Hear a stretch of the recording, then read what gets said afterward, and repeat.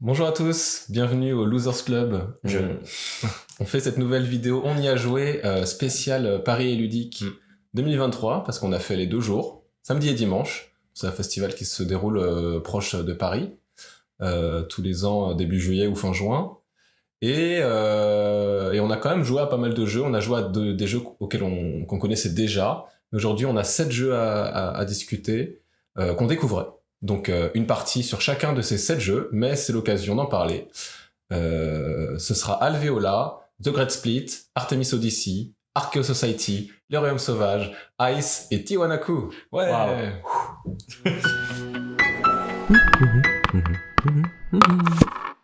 Et on commence avec Alvéola. On commence avec le jeu qu'on a joué tout à la fin du week-end, le dimanche soir. C'était chez Toumanta.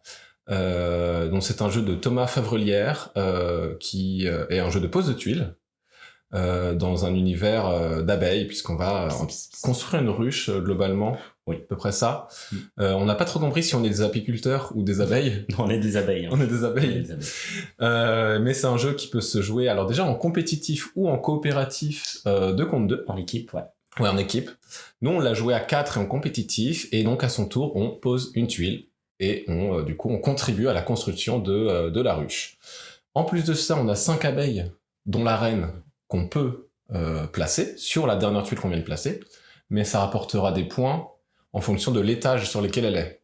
Donc on va peut-être pas le faire au premier tour. Bah, surtout que la reine, il faut attendre le 4e étage pour pouvoir l'amener, donc on va construire peu à peu. De toute façon, la reine, c'est la dernière qu'on place, et forcément au 4e étage. Mais même les premières abeilles, on va peut-être pas les mettre au premier étage. Après, on aura toujours la possibilité de les déplacer, mais pourquoi on va pas les mettre dès le début? Parce qu'il y a 2 frelons qu'on va être amené à déplacer aussi. Et si ces frelons asiatiques atterrissent sur la case d'une abeille, elle meurt, elle sort du jeu totalement, donc elle fera 0 point.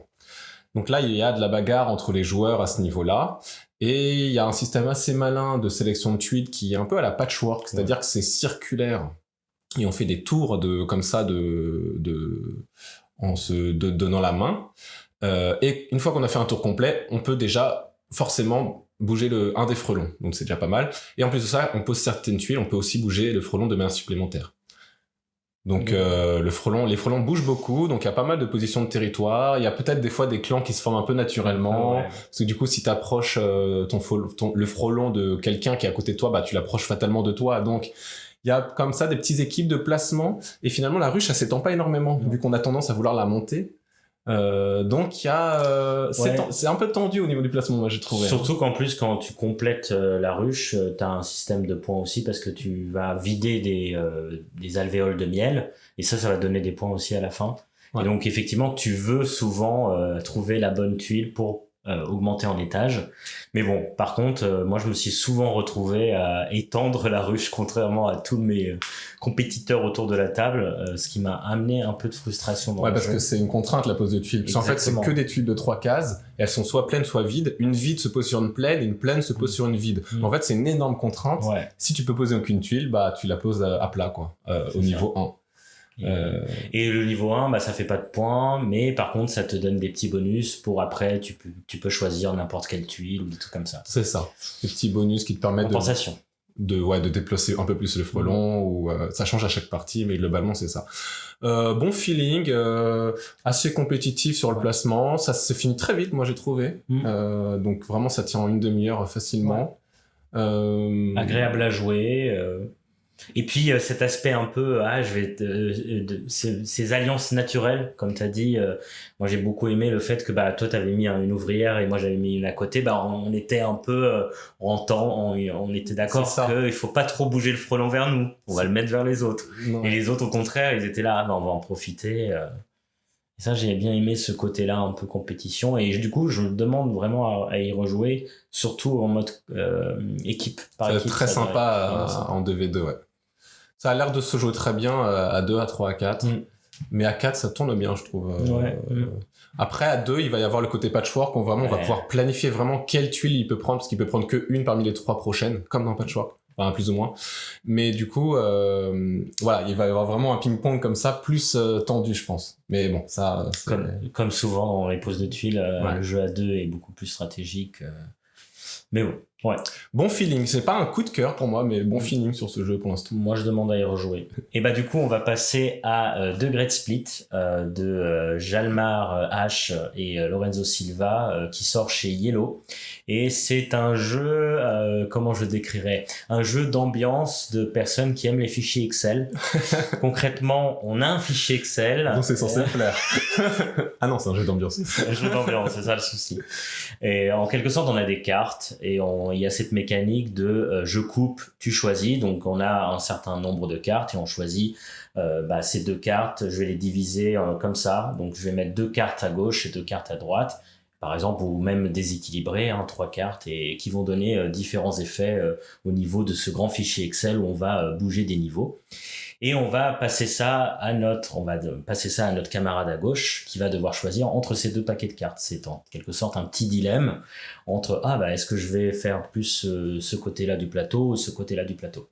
Et ensuite il choisit, il nous redonne les personnes et on a fait la même chose avec notre personne à notre droite. Nous on a aussi choisi pour la personne Exactement. à droite, donc voilà. Donc voilà, globalement, on fait que des petits drafts comme ça. Et après, tout le monde applique son truc.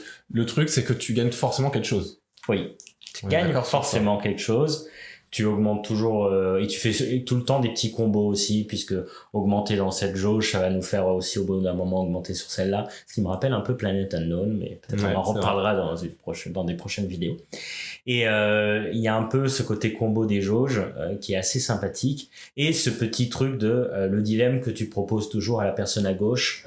On était 7, donc c'était ça, je pense qu'il faut le souligner. Ça se joue jusqu'à 7. C'est beaucoup. Comme c'est en simultané, ça n'a pas trop d'effet sur la durée de la partie, mais comme tu as dit, c'est un jeu d'ambiance, donc il y a un truc, mais au final, tu partages rien avec les autres. Donc, ouais, c'est peut-être ça le souci, c'est que c'est un jeu d'ambiance, mais au même temps, on joue vraiment qu'avec la personne à gauche et à droite. Ouais.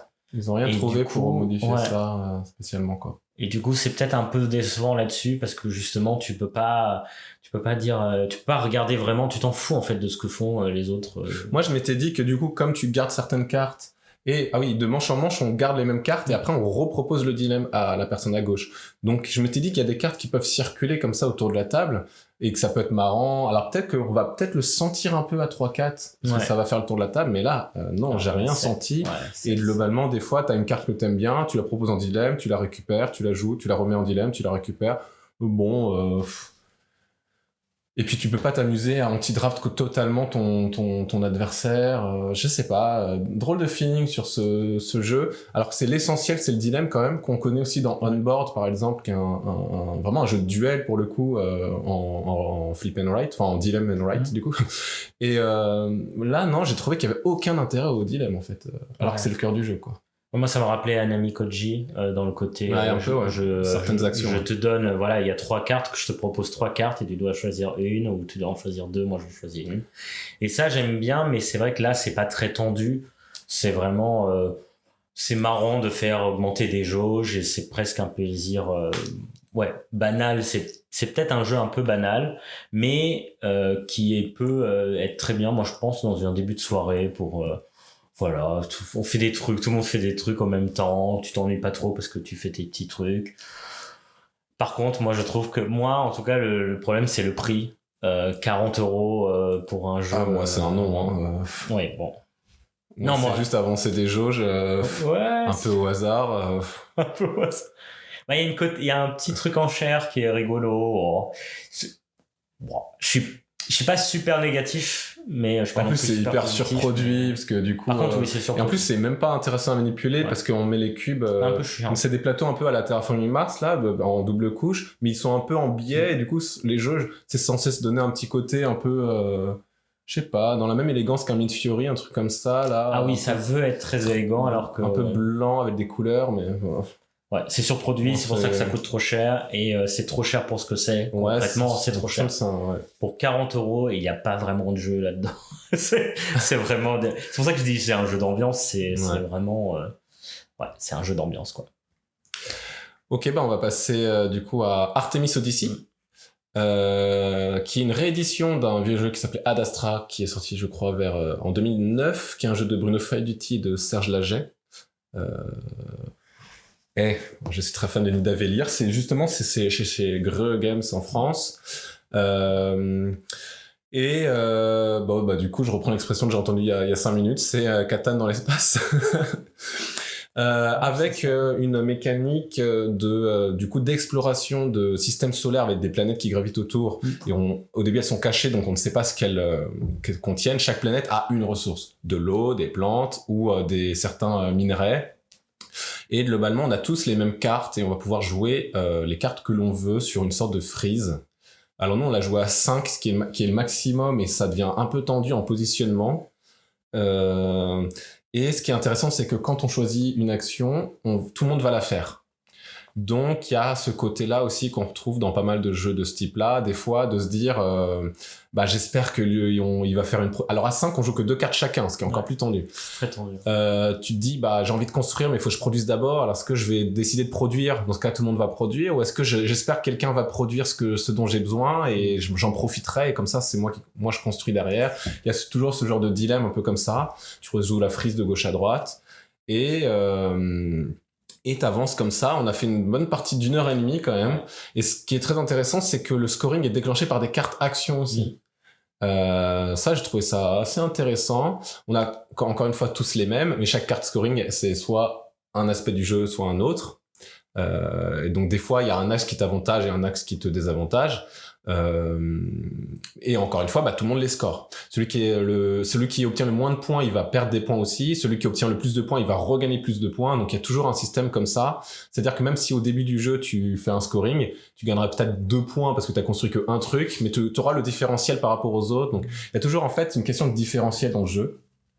Et donc de jouer les cartons au bon moment. J'ai trouvé ça assez passionnant, plus dans l'ambiance à table. Moi, j'ai trouvé qu'il y avait une belle ambiance à table. Justement dans le fait que tout le monde fait les actions, et puis il y a aussi un côté, on fait pas en tour de table, on choisit qui fait quoi. Enfin, on choisit qui joue après moi. Vas-y, toi, tu vas explorer ou pas? Ok, tu vas, machin. Ok, toi. Et ça donne un petit côté sympa. C'est marrant parce que les territoires où on peut explorer sont limités, et des fois, tu vas envoyer des personnes, et la dernière personne que tu vas envoyer, elle peut même pas y aller, il y a rien à explorer. Tout a déjà été retourné. Et il y a vraiment ce côté-là un peu vraiment sympathique, je trouve, et ça crée une ambiance tout en étant un jeu de programmation et de construction. C'est un jeu de programmation. Ouais, parce que c'est ça qui est le cœur du jeu, c'est de la programmation. Contrairement à un Catan où on lance un dé et ça nous donne la ressource correspondant au dé. Bon, là, non. Là, c'est vraiment... la décision se fait par les joueurs. Et j'aime bien ce côté-là. C'est vraiment le Catan amélioré, quoi. C'est ça. Parce qu'il y a un aspect de négociation, en vrai. À un certain moment, il y a des cartes qui permettent de négocier. Donc, de totalement foutre en l'air ce qu'un Eurogamer, il va aimer. Et moi, j'aime pas trop ça dans les jeux. De dire tout à coup, je t'échange une eau contre 2 énergies, t'es d'accord ou pas? Et en plus, quand tu joues à 5, du coup, tu peux avoir des accords qui sont devant toi où tu comprends pas, tu vois. Donc ça, c'est pas un truc qui me passionne, mais là, il y a un truc qui s'est passé. Alors, je sais pas encore, c'est pour ça que je sais pas me positionner sur le jeu. Je sais pas si je vais aimer le jeu, j'ai pas envie de l'acheter, j'ai pas envie mais je suis curieux d'y rejouer, de voir si ça marche toujours. Et la fin était très tendue, il y avait un peu de frénésie à la fin, donc en tout cas, une très belle expérience pour moi. Ouais, le côté négociation, moi je trouve qu'il est bien parce qu'il est resserré aussi sur le joueur qui a mis la carte. Et j'ai pas trouvé que, comme on peut échanger déjà une carte avec la banque, le côté négociation, il est pas non plus... il est pas comme un Catan où ça pouvait vraiment prendre des longueurs. Là, j'ai trouvé que la négociation, elle prenait pas en longueur. Et ça, c'est aussi plaisant, c'est assez rapide. Et c'est un jeu où tu fais tout le temps les trucs et tout le monde joue, et c'est vraiment... j'ai une très bonne sensation de jeu, pour moi en tout cas.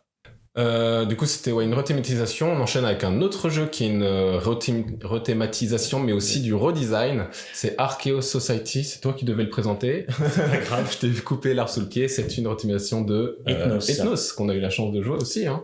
Ouais. Moi, qu'une fois, mais toi, t'en as fait plusieurs parties. Je suis jaloux. Ah, vas-y, dis-nous tout. Archaeo Society, en fait, on est des archéologues qui vont faire différentes expéditions autour du monde. Et on va pour ça... Mais c'est ça, en vrai. Oui. Parce que du coup, on va jouer des cartes. Concrètement, on va avoir des cartes disponibles et on va prendre des cartes, une carte chacun. Et quand on pense qu'on a assez de cartes du même type, on va pouvoir les jouer pour faire des explorations dans différents endroits du plateau qui vont augmenter. Il y a dans un stand, on va dire dans une destination, il va y avoir différents paliers à avoir. Et ces paliers, plus on avance, plus ça nous donne des points. Et c'est chaque faction de cartes qu'on va jouer, donc elles sont toutes différentes, vont nous donner aussi des petits pouvoirs et des petits trucs comme ça. Et c'est juste ça, à tour de rôle, on fait soit prendre une carte, soit on joue nos expéditions à différents endroits. C'est un peu un tir à la corde, je dirais. Même pas. Parce que t'avances tout seul. C'est ça le problème. Oui. Oula, ça commence. Mais concrètement, ouais, c'est vrai que c'est un tout petit jeu. C'est pas ça. On part très loin on n'est plus dans Ethnos. Vraiment, je pense que moi, ça m'a donné des petites sensations à Lost Cities de faire des collections de cartes. Et de se dire je vais faire ça, c'est tout. En fait, les collections de cartes étaient si présentes dans Ethnos. En fait, tout est pareil, si ce n'est que dans Ethnos c'était du contrôle de territoire. Ah oui, là c'est plus du contrôle. Et que là c'est juste chacun avance sur les mêmes jauges, mais scorera son truc, sa position en fait. Donc si je suis plus avancé, je score ma position. En fait, le truc c'est que c'est en 3 âges, et donc à la fin de chaque âge, on score. Alors, ce qui était l'intérêt de Ethnos sur le côté contrôle de territoire, parce que peut-être qu'à l'âge 1 je contrôlais le territoire, mais je suis pas encore sûr de l'avoir encore à l'âge 2, et à l'âge 2 ça fait toujours plus de points. Donc il y a un système un peu comme ça aussi qui était intéressant dans Ethnos. Là t'avances dans des jauges, donc en fait il y a plus l'interaction en fait. En tout cas plus sur le plateau quoi. Plus sur le plateau, alors il y a certaines factions qui créent plus de l'interaction. Moi on n'a pas vu toutes les factions, je sais pas combien on en a, mais à ça demander, tu penses pas que ouais. Après peut-être il y a des extensions qui peuvent améliorer ça. Moi les 12 de Ethnos je les connais, là à mon avis c'est à peu près les mêmes 12 en fait on joue toujours avec 6 personnages parmi les 12, enfin 6 factions parmi les 12. Donc ça donne énormément de renouvellement au jeu, t'as jamais les parties pareilles, donc ça c'est pas mal. Même les plateaux, du coup ils sont tous recto verso, on en retourne tous 1 sur les 6, donc ça change aussi l'expédition. Après comme tu choisis une carte à chaque fois aussi, des fois tu te dis il y a un peu ce truc là de t'as pris mon verre, ça crée aussi un peu une ambiance. Il y a aussi ça, et c'est vrai qu'encore une fois on l'a joué à 6, donc là tu peux rien contrôler. C'est peut-être plus facile à 4 d'avoir un peu plus de scorer un peu plus, d'être un peu plus satisfaisant. Ça c'est possible, ouais, ça c'est sûr même. Mais pour le coup, moi j'ai passé un bon moment. Après, je comprends la comparaison avec Ethnos, mais c'est vraiment différent. Ils ont voulu prendre une rethématisation, mais recréer un nouveau jeu. Pour moi, il y a des similitudes. C'est le même cœur du jeu, donc. C'est le même cœur, mais il y a quand même, c'est très simplifié. C'est simplifié. Et c'est simplifié, donc ça peut vraiment plaire à aux familles et tout ça. Moi je pense que c'est quand même un peu ça peut être une porte d'entrée, je le défends pas non plus, voilà, mais je le trouve pas mauvais en soi. Il est pas mauvais en soi. Je pense que c'est un jeu qui se joue entre 3 et 5, peut-être à 4, mais quand t'as joué à Ethnos c'est impossible de pas le comparer, et ça, je pense que c'est impossible de pas préférer Ethnos en vrai. Et c'est un peu qui est un peu désolant, c'est que on a perdu quelque chose entre les deux jeux. C'est un peu dommage quoi. Voilà, mais c'est juste que Ethnos c'est trop moche, et c'est la fin des jeux moches. Et c'est le début des jeux tout blancs. Ouais. Et oui, c'est vrai en plus. Bon allez, on enchaîne avec le prochain jeu, les Royaumes Sauvages. On a fait exprès de le mettre là parce que là on retrouve ce contrôle des territoires qu'on a perdu entre Ethnos et Archaeo Society. Les Royaumes Sauvages, je sais pas ce qu'on est, mais on va jouer de l'influence sur 6. Je sais pas si c'est parce qu'on était 5 qu'on jouait sur... non, 5 sur 5 endroits. Non, ça change pas. On a des cartes qui vont de 1 à 8 dans, je crois, 8 peuples différents. Donc, il y a 64 cartes. Et du coup, on a une petite main de 4 cartes. Donc, on n'a pas énormément de choix. Mais du coup, on va poser nos cartes pour donner un d'influence sur différents endroits de la forêt. Enfin, un univers un peu comme ça, animaux fantasmagoriques. Et en fait, on sait quel endroit de la forêt va faire combien de points, et ça se déroule en 3 phases, et à chaque fin de phase, on score les points. J'ai l'impression de raconter Ethnos, vraiment. Les bonnes idées du jeu, c'est que les places sont limitées, et pour chaque petit royaume, en fait, il y a un nombre de places différent. Et en fait, tout est tout le temps aléatoire, donc c'est vrai qu'un royaume avec seulement 4 places peut valoir 10 points. Donc là, il faut courir. La bonne idée du coup, c'est que quand tu mets fin à, si parmi il y avait que 6 places et que les 5 sont déjà prises, si tu viens te positionner en 6e place, tu as un avantage et un désavantage. Le désavantage, c'est que ta manche s'arrête tout de suite. Donc sur les 3 âges, tu passes. Tu pourras plus jouer sur les autres royaumes. Ça crée quand même un énorme équilibre entre il faut que j'aille récupérer ma première place, mais j'ai pas envie de passer, voilà. La deuxième, par contre, tu auras toujours 1 plus 1, parce que ce petit pion-là, ce petit token-là, il va rester pour l'âge 2 et l'âge 3. Donc tu auras déjà 1 d'avance. Tu auras déjà une influence sur ce royaume. Donc il y a comme ça ce truc qui est très simple et en même temps, je trouve une très bonne idée. Ouais. Quand on aime le jeu de majorité, évidemment. Et c'est globalement tout. Hein. Et après, les actions, c'est juste jouer une carte, renouveler sa main. Alors, ce qui est intéressant, c'est que chaque lieu se joue différemment aussi. Oui, c'est ça. Donc c'est un petit puzzle où là il faut jouer juste des chiffres pairs, là il faut jouer des animaux de différentes espèces par rapport aux lieux voisins. Donc il y a un petit côté de placement parce que c'est pas on va pas jouer n'importe où, donc on va jouer selon ce qu'on a en main, mais aussi est-ce qu'on peut jouer en fonction des royaumes, c'est ça. Exactement. Ouais. Et j'aime bien cette mécanique du quand je passe mon tour, donc je passe avant tout le monde, donc c'est un peu comme au casino, tu te dis je pourrais continuer à essayer de mettre de l'influence ailleurs, mais j'ai vraiment envie de cet endroit-là, j'ai vraiment envie de la prochain tour. C'est ça. Et du coup tu mets ton petit jeton, ça crée quelque chose. C'est vraiment, je trouve, le jeu de majorité pour, j'allais dire, mon premier petit jeu de majorité. Et puis à un côté, comme il suffit juste de taper des cartes comme ça peut aller très vite autour de la table. Comme il y a que 4 cartes en main, t'as aussi des petites réflexions assez intéressantes du style, ces 2 cartes, je peux les jouer dans ces 2 royaumes, mais pas dans les autres, je vais peut-être les garder pour tout à l'heure. Il y a quand même une manière de gérer un peu sa main, moi, que j'ai trouvé assez intéressante. Et ça joue, quoi. Ça joue, tac, tac, je me mets là. Et on l'a joué à 5, donc ça va très très vite, mais à 3, 4, ça peut être peut-être encore un peu plus tendu parce que encore un peu plus stratégique, quoi. J'ai vraiment envie d'y rejouer. C'est juste un peu moche. Moi j'ai trouvé les cartes un peu moches. Les cartes sont moches, mais le plateau en général, je trouve ça beau, et la boîte est belle. Je me souviens plus de la boîte, mais ouais. Il y a un joli tigre. Le tigre, c'est le plus joli. D'accord. Ouais, moi ça me tenait à cœur de tester le jeu, je l'ai vu dans pas mal de tops de mi-année, et effectivement, j'ai bien aimé. J'ai vraiment bien aimé. Ouais. À réessayer. Ouais. Et on passe donc cette fois toujours avec des animaux. Est-ce que c'est des animaux vrais ? Je ne suis pas sûr.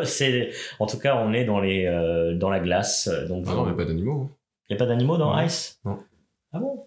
Non, il y a des archéologues par contre, de Archéos qui se sont baladés à Ice. Alors Ice, c'est un jeu chez This Way. C'est un énorme plateau concrètement. Voilà, c'est Ice, c'est juste un plateau. Non.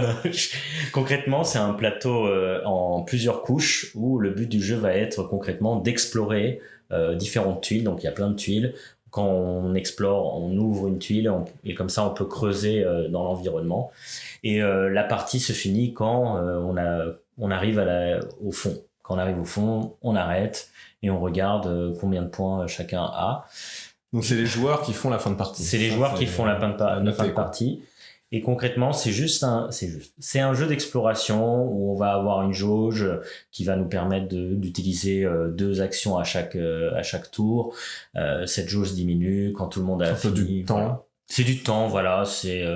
On a déjà vu ça dans pas mal de jeux. C'est classique. Et c'est juste révéler des tuiles qui vont avoir certains effets. des effets. Ouais, les premières tuiles de surface sont un peu des petits boosts sur le moment, et puis au bout d'un moment, c'est des gemmes. Oui, c'est des gemmes qui vont donner qui fait d'autres des pouvoirs pouvoirs, passifs. voilà, des pouvoirs passifs qui vont te permettre d'avoir d'autres tuiles. Ou... Bon, j'avoue, j'ai pas, c'est vraiment peut-être le jeu que j'ai le moins aimé de PEL. J'ai trouvé vraiment presque aucun intérêt à ce jeu. En tout cas, j'avais aucune envie de m'investir. Le jeu m'a donné aucune envie de m'investir. J'ai pas vu ce qui était intéressant. J'ai l'impression que juste on révélait des tuiles et des fois ça faisait des trucs, c'était bien. Il y avait un côté positionnement qui pouvait être intéressant entre les différentes personnes. Mais ouais, moi je suis pas convaincu du tout et j'ai pas aimé et j'ai même pas envie d'y rejouer parce que je trouve le plateau magnifique, je trouve que c'est intéressant comme idée, mais le jeu, je vois pas qu'est-ce qu'il y a comme jeu. C'est principalement un joli plateau, principalement beau. Même sur le stand, en fait, il y a un artwork. Ouais, c'est vendu un peu sur l'image. Après, il y a une bonne idée, moi, que j'ai bien aimé, c'est que les gemmes qui sont des pouvoirs passifs, il faut quand même, à un moment donné, les stocker. Parce que c'est sur ça que tu vas scorer et que le scoring il est pas explosif, hein, on est autour de 30 points et nous on était même en dessous, mais comme après c'est les joueurs qui font la fin de partie, ça peut rush ou alors ça peut prendre son temps, ça dépend, mais en fait il y a des idées simples. En fait il y a un management que j'ai pas apprécié, moi, la jauge d'action de temps je l'ai pas trouvé agréable à manager. Ces gemmes là, les pouvoirs sont sympas, mais le fait de les stocker, c'était, je sais pas, il y a une sorte d'élégance et en même temps une sorte d'un truc un peu relou. Ouais. Et puis moi, ce qui est mon problème, c'est que, ok, il y a un concept, c'est quasiment que du positionnement. C'est-à-dire, il y a rien à gérer comme ressources ou quoi que ce soit. Si ce n'est, les ressources, en fait, c'est les petits archéologues et en fait, on se les partage, donc c'est ça le positionnement. Mais en fait, il y a tout le temps des effets qui vont faire, ah bah, moi, je remets une tuile. Ah bah, moi, je te pique toutes tes archéologues. Voilà. Ouais, chaotique. Et du coup, tu peux rien prévoir. Donc, en fait, c'est juste, c'est juste un jeu dans lequel il se passe des trucs. Et à la limite, si j'étais encore un peu mitigé sur un jeu qui s'appelle Revive, qui a des similarités, bah, je préfère jouer à Revive, en fait. Sur le côté exploration, et pareil, je récupère des gemmes qui vont faire des points. Ouais, même l'aspect, tu pourrais te dire, vu que tu as des pouvoirs passifs, tu peux en utiliser un et ça peut à chaque fois faire d'autres pouvoirs, des trucs comme ça, récupérer. Mais en fait, il n'y a aucune satisfaction. J'ai trouvé aucune satisfaction à jouer. J'ai l'impression que tous mes choix n'étaient pas intéressants. T'as l'impression de faire ce que tu peux faire à ce moment-là. Ouais, je peux creuser. Bon, moi, je creuse. Bah, je creuse. Ouais, c'est voilà. ça. Globalement, c'était ça. Bof. Ouais, belle déception. Et donc on finit avec le premier jeu auquel j'ai joué, mais j'y ai joué tout seul. Tiwanaku. C'était chez Sit Down. J'ai besoin de c'est de Olivier Grégoire. Chez Sit Down. C'était très sympa, ils étaient très sympas, Sit Down. On a joué à un scénario qu'ils présentent dans tous les festivals, donc qui est déjà un peu avancé pour pas que la partie dure trop longtemps, et voilà. Mais en gros, c'est un plateau, c'est une sorte de plateau en case. Et il se passe deux choses sur ce plateau. Il y a la première couche, c'est une sorte c'est des zones. Je sais même pas si c'est un biome, c'est juste des zones de couleurs. On ne sait pas encore quelles cases sont de quelle couleur. Et ensuite, par-dessus, il y a un numéro qui va de 1 à 5. Et donc, le but du jeu, c'est un peu comme dans un sudoku, d'essayer de mettre tous les numéros au bon endroit. Mais c'est compétitif. Et en plus de ça, il y a un peu de placement. Parce que, du coup, le but du jeu, c'est de se placer, d'aller en fait sur les cases. Si tu vas sur une case vide, tu révèles de quelle couleur elle est. Ça te fait des points, c'est un peu négligeable, ça te fait quelques points. Et une fois que t'es dessus, tu peux deviner le numéro. Et en fait, là, ça devient de la déduction, ça devient le jeu de déduction à la Sudoku, et un peu à la démineur, parce qu'il y a quand même le côté position, qui fait que tu dois... deux numéros peuvent pas se toucher, donc si je suis entouré par un 2 et un 3, bah, je sais que je suis pas sur un 2 ou un 3, donc qu'est-ce qui me reste, machin. Et il y a aussi un jeu avec la zone de couleur, parce que si une zone de 1, c'est forcément un 1, alors qu'une zone de 5, ça va entre 1 et 5. Voilà. Et donc, ça fait des points. Si je devine un 5, j'ai 5 points. Donc voilà, on grappille des points comme ça. Ce qui est pas mal dans les jeux de déduction un peu récents, on en fera peut-être une vidéo, c'est que ils arrivent parfois à supprimer la frustration ils arrivent à enlever le côté il faut trouver un truc, celui qui a trouvé il a gagné. Bon, là il y a un côté petit, je gagne des points, nanana, mais du coup il y a aussi ça s'équilibre. Cette partie-là, moi j'étais égalité, donc c'était super agréable à jouer. Mais en fait, il y a un moment donné où on converge et le jeu se joue un peu par à coup. Tout le monde explore un peu, après tout le monde essaie de deviner, et en fait une fois que tu as deviné, ton meeple est sur la case et elle est finie la case. Donc il faut que tu te redéplaces. Et donc tout le monde se redéplace et tout le monde réessaie de deviner. En fait on joue un peu dans le même rythme. Et après il y a un petit peu de chance sur moi j'ai de la chance, je suis tombé sur le 5, et un peu d'opportunisme de oui j'ai compris qu'il y avait un 5 là, donc je vais y aller avant les autres, voilà. Donc moi je trouve que ça se joue bien, il n'y a pas trop de frustration pour les gens qui ça fait trop fumer le cerveau. Par contre il y a une courbe d'apprentissage assez forte forcément. Et puis ça plaira à tous les gens qui aiment bien jouer avec les chiffres et le petit positionnement, ça c'est trop fort. Et ce qu'ils ont trouvé en matos, c'est que ils ont une sorte de grosse roue, c'est ça qui révèle en fait le quadrillage. Alors ils ont essayé de pas mettre A B C D E F G et 1 2 3 4 5, mais du coup ils ont mis des petits animaux et des... Bon, du coup, c'est un peu plus dur à les mettre. Mais en gros, tu dis alors, entre le lézard et le machin, qu'est-ce qu'il y a? Ok, c'est jaune. Et donc, il y a un côté un peu sympa à manipuler. Et à la fin, on était en mode, tout le monde est d'accord que c'est jaune? Ouais, on vérifie pas, c'est bon. Ah ouais, carrément. Bon, c'est un peu gadget, mais c'est assez joli. Et du coup, comme dans tous ces genres de jeux, il y a plein de fiches, plein de plateaux différents, donc tu peux jamais retenir et tu peux rejouer. Donc, voilà. Je demande à revoir, je demande à rejouer, mais j'ai bien aimé, c'est sûr que j'en refuserai jamais une pour l'instant, quoi. Tu l'achètes. La déduction, est-ce que je vais l'acheter? Ouais, non, bon feeling sur Tiwanaku, ouais. Très cool en déduction. Ouais, c'était un bon festival globalement, voilà, pas mal de découvertes qui demandent à être plus poncées, je dirais. Ouais. Voilà. Surtout c'était pas mal de jeux qui durent 1h, 1h30, c'est pas facile de jouer dans ce festival, de temps en temps on allait jouer à des jeux qu'on connaissait déjà, on n'a pas reparlé du coup. Mais ouais. Ah si, un petit mot sur le fil rouge. Moi j'ai adoré le fil rouge. Alors... Bravo le festival pour organiser ce fil vraiment, rouge. Des petites énigmes un peu à la escape game en chasse au trésor. Mais qui était dur qu'un escape game. C'était dur. Franchement, j'ai adoré cette ambiance. Ça nous a pris 1h, 1h30. Ouais, ça a enlevé un jeu du festival. Bah mais moi c'est bien, comme ça tu te balades, en plus t'es au soleil. Bon. Non, oui, t'es au soleil, du coup tu te prends des coups de soleil. Non, franchement c'était super. Vraiment les énigmes, je les ai trouvées vraiment dures. C'était vraiment... Toujours lié à des jeux en plus, donc ça c'est sympa. C'est super sympa. Super travail, j'adore. Non, ça vraiment... super festival. Bah voilà, c'était tout pour cette page. Non, alors on est sur Facebook, on a effectivement une page Facebook et un Instagram, et puis likez la vidéo. Abonnez-vous. Commentez, parce qu'on aime bien. Parce que si vous avez été à PEL, qu'est-ce qu'on a raté? Je pense qu'on a raté. On a raté pas mal de trucs, parce qu'on n'a jamais été 4, on n'a pu faire aucun jeu expert. Ouais. Mais voilà, qu'est-ce que vous avez aimé vous? Mais entre-temps, on s'est rattrapé, on a joué à Biotop et on a joué à Discordia. Voilà. On en parlera plus tard. À la prochaine. À la prochaine.